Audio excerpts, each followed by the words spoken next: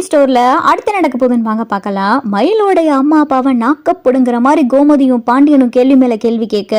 பத்தாவதுக்கு குழலிக்கு பேச சொல்லியா கொடுக்கணும். அந்த மாதிரி குழலி பார்த்தா சும்மா தாறுமாறா கேள்வி மேல கேள்வி கேட்குறாங்க. எல்லாரும் கேட்குற கேள்விக்கு பதிலே சொல்ல முடியாம பாக்கியமும் மாணிக்கமும் கூனி குறுகி தலை குனிஞ்சு போய் நிற்கிறாங்க.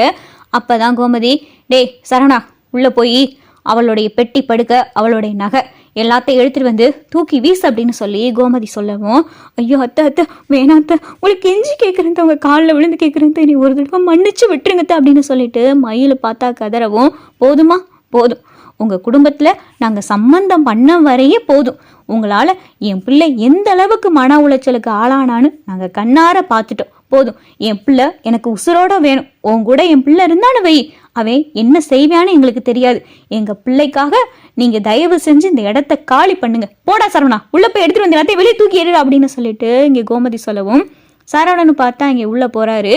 மயிலோடைய சேலை துணிமணி எல்லாத்தையும் பேக்கில் அள்ளி வச்சு நகையெல்லாம் எடுக்கிறதுக்காக கபடை திறக்கிறாரு. பீரோவை திறந்து நகையெல்லாம் எடுக்கையில் பார்த்தா நகையெல்லாம் பொத்துன்னு கீழே விழுந்துருச்சு. இங்கே வேகமாக எடுத்து பேக்கில் வைக்கிறாரு. வைக்கையில தான் பார்த்தா தெரியுது அந்த நகையெல்லாம் கருப்படிச்சு போய் இருக்குது. கருப்படிச்சு போனதை பார்த்ததுமே சரவணனுக்கு ஒரு சந்தேகம், என்ன நகையெல்லாம் ஒரு மாதிரியா இருக்குது, தங்க நகை இப்படி இருக்காது அப்படின்னு சொல்லிட்டு வேகமாக பார்த்தா சரவணன், அக்கா அப்படின்னு சொல்லிட்டு இங்கே சரவணன் கூப்பிட்றாரு. இந்த வரேண்டா சரவணா அப்படின்னு சொல்லி குழலி பார்த்தா உள்ளே வராங்க. அக்கா நகை என்ன இப்படி இருக்கு அப்படின்னு சொல்லிட்டு சரவணன் கேட்கவும், என்னடா தங்க நகை இப்படி இருக்காதேடா, தங்க நகைலாம் இப்படி இருக்க வாய்ப்பே இல்லையே, நான் கழுத்தில் போட்டிருக்கேன் செயின் இப்படியெல்லாம் இல்லையேடா, கவரிங் நகை மாதிரில இருக்கு,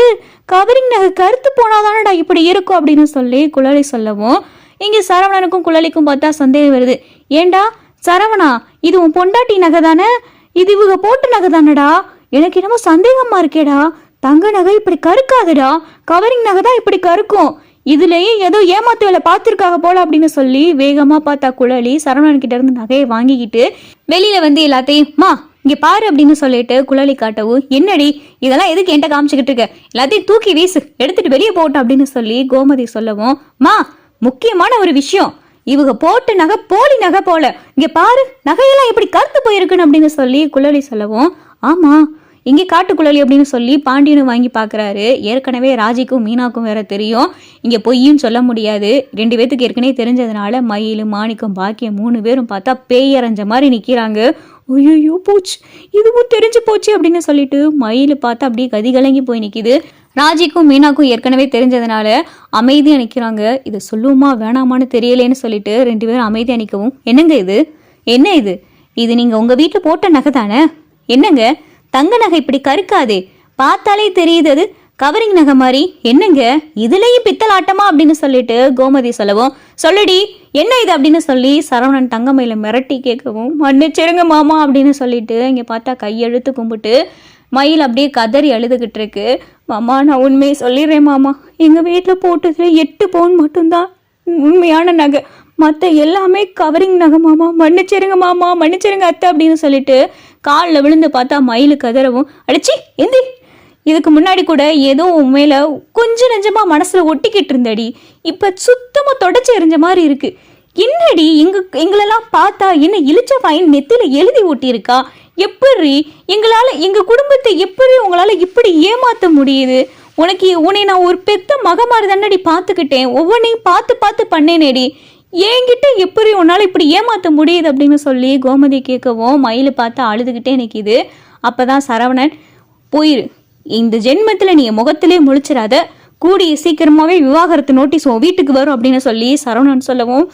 நீங்க எதுவும் சொல்ல கேட்க மாட்டீங்களா, ஒரு தடவை மன்னிச்சிரு, தப்பு பண்ணிட்டோம், மன்னிக்க மாட்டீங்களா அப்படின்னு சொல்லிட்டு வேகமா பார்த்தா தங்கமயில் கிச்சனுக்குள்ள ஓடுது. ஓடி வேகமா பார்த்தா இங்கே பார்க்குது மண்ணன் இருக்கு. மண்ணன் எடுத்து தலையில ஊத்திட்டு தீப்பெட்டியை பார்த்தா பொருதி, மாமா நான் சொல்றேன் மாமா, நான் மிரட்டுறதுக்காகலாம் சொல்லலை, எனக்கு உங்களோட வாழணும் தாமா மாமா ஆசை, எங்கள் வீட்டில் போய் விவாகரத்து வாழா வெட்டி அப்போல்லாம் எனக்கு ஆசையே கிடையாது மாமா, நான் தப்பு பண்ணிட்டேன் தான் மாமா, என்னைய மன்னிச்சிருங்க மாமா, மன்னிச்சிருங்க மாமா அப்படின்னு சொல்லிட்டு தலையில் பார்த்தா மண்ணெண்ணெய் ஊற்றிட்டு கையில் தீப்பெட்டியை பொருதி வைக்கவும் இங்கே பாண்டியன், கோமதி, குழலி எல்லாருக்கும் பயங்கர அதிர்ச்சியாக இருக்குது. ஏன் மயில் என்ன பண்ணிக்கிட்டு இருக்க, முதல்ல கீழே போட அப்படின்னு சொல்லிட்டு கோமதி சொல்லவும், அத்தை நீ மன்னிச்சிருங்க அத்தை, நான் தப்பு பண்ணிட்டேன் தான், எங்கள் அம்மா அப்பாவும் தப்பு பண்ணிட்டாங்க தான், அதுக்கு காரணம் என் குடும்ப சூழ்நிலை, யாரும் வேணும்னையும் போய் சொல்லலத்த, வேணும்னே உங்களை ஏமாத்தலத்த, நான் நல்ல ஒரு பொண்ணாதானத்தை இந்த வீட்டுக்கு வந்தேன், உங்க வேலை எல்லாத்தையும் நான் செய்யத்தானத்தை செஞ்சேன், யாரையும் மரியாதை குறைவா நான் நடத்தவும் இல்லையேத்த, எல்லாருக்கும் நான் மரியாதை கொடுத்தேன், எல்லா வேலையும் வீட்டு வேலையெல்லாம் இழுத்து போட்டு செஞ்சேன், எல்லாரையும் நான் நல்லா தானத்தை பார்த்துக்கிட்டேன், இந்த ஒரு காரணத்துக்காக என்னை விலக்கி வைக்கணும்னா என்னத்த அர்த்தம், என்னை மன்னிச்சிருங்கத்த அப்படின்னு சொல்லி இங்கே பார்த்தா மயில் கையில் தீப்பெட்டியை வச்சு கெஞ்சிக்கிட்டு கிடக்கு.